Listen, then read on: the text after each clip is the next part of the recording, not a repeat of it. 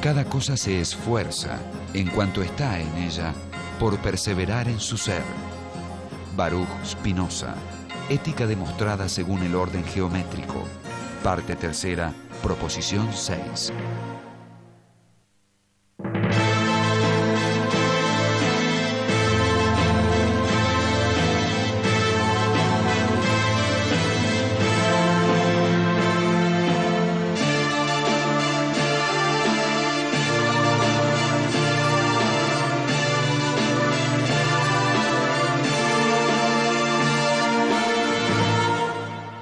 Baruch Spinoza. Spinoza, bueno, nace en el año 1632 en la ciudad de Ámsterdam y bueno, nace en el seno de una familia judía, permanece en Portugal hasta fines del siglo XVI, donde nuevamente la corona toma una política muy digamos, sangrienta con el pueblo judío, bueno, implementando la muerte y la cárcel de los judíos para confiscar sus bienes y acrecentar los recursos de la corona que se encontraba en una fase colonialista. Bueno, en esta circunstancia, el padre de Spinoza, Miguel Spinoza, decide emigrar y bueno, pasa primero por Nantes, bueno, una ciudad francesa, y luego se radica en Ámsterdam. La familia de él, podríamos decir que mantuvieron la tradición judía, la práctica religiosa, sus costumbres, pero debieron salir perseguidos o exiliados como tantos otros. Y su familia vive en Ámsterdam, la capital de Holanda, en tiempos de muchas disputas entre los monárquicos y los republicanos, cosa que ya también había o estaba ocurriendo en Inglaterra y estaba por ocurrir, aconteciendo también en Francia.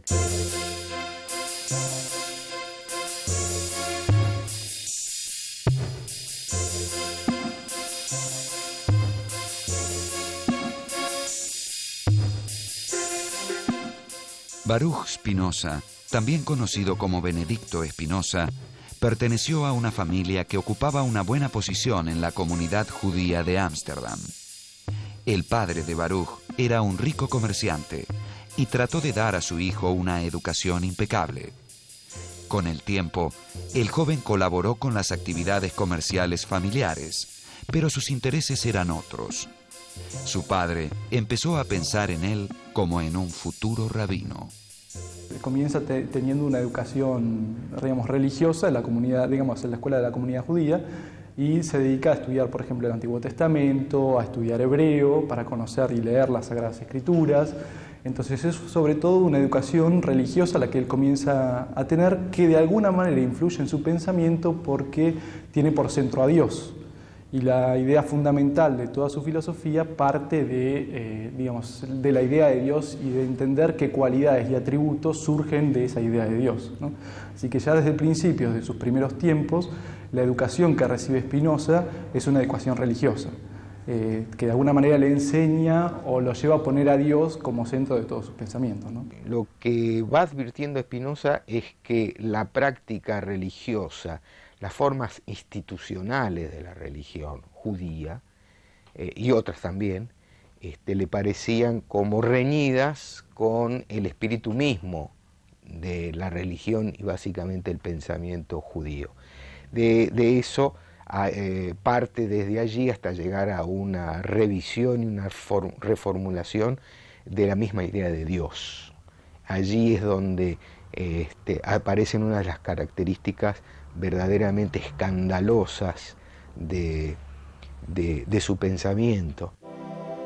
Además de familiarizarse con la lectura del Antiguo Testamento y el Talmud, y con las especulaciones de la Kabbalah, los intereses intelectuales del joven Spinoza se orientaron hacia las matemáticas, la filosofía y los idiomas. Su abierta inteligencia lo llevó a cuestionar los puntos de vista ortodoxos para la interpretación de la escritura, y en 1656, cuando solamente tenía 24 años, fue solemnemente excomulgado.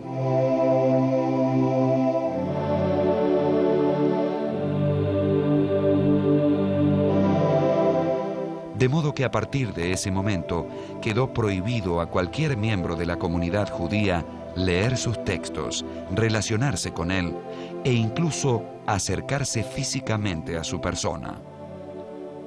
La excomunión en la iglesia judía, en la sinagoga, es o puede ser o más leve o más dura que lo que conocemos habitualmente por excomunión en el mundo católico cristiano, porque tiene tres planos, uno podríamos decir leve, uno mediano y otro muy duro.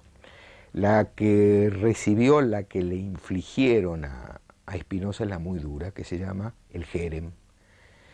El jerem es una maldición prácticamente, serás maldito de día y de noche, y los animales, y en fin, y que es ilevantable. Quien recibe el jerem lo recibe para siempre. Los motivos de la dura condena aplicada a Spinoza hay que buscarlos en sus primeros escritos filosóficos. Allí planteaba que Dios no era solo espíritu eterno, sino también cuerpo infinito. En ello partía de la filosofía de Descartes, corrigiéndola. Si Descartes afirmaba que había dos sustancias, la extensa y la pensante, Spinoza entendía que ambas eran en realidad modos de una única sustancia superior, que era Dios.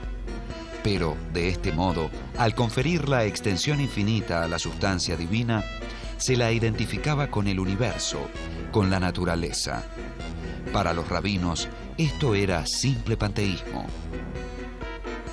Entonces, si en lugar de postular un Dios, tal como lo postuló la religión judeo-cristiana, nosotros postulamos un Dios que sea a la vez sustancia y que a la vez se identifique con la totalidad de la naturaleza, entonces no vamos a caer en ese orden de inconsistencia lógica. ¿Por qué? Porque justamente Dios va a ser absolutamente infinito. ¿Por qué? Porque va justamente a comprender dentro de sí la totalidad de lo real. Y además, Dios va a ser absolutamente perfecto. ¿Por qué? Porque justamente no queda nada fuera de sí, ninguna perfección posible o resto de realidad queda fuera de Dios como entidad. Obviamente, Spinoza iba a ser acusado de panteísmo, pero hay que tomar en cuenta que el panteísmo de Spinoza no es un panteísmo al modo místico o al modo en que muchas veces intentó comprendérselo o incluso reprochárselo. El Dios de Spinoza es un Dios que contiene en sí mismo la totalidad de lo real y es una especie como de entidad lógica de la cual se va derivando justamente lo real. Dios existe, pero no es trascendente. ¿Qué es si no es trascendente? Es inmanente a la realidad misma. Por lo tanto, una relación entre personas es una relación en donde la actividad de Dios está presente, porque no los trasciende. Quiere decir que las relaciones que vinculan a los seres y las cosas entre sí, por allí está circulando la idea de Dios. No es ninguna figura eminente, ninguna entidad moral, ningún ser todopoderoso.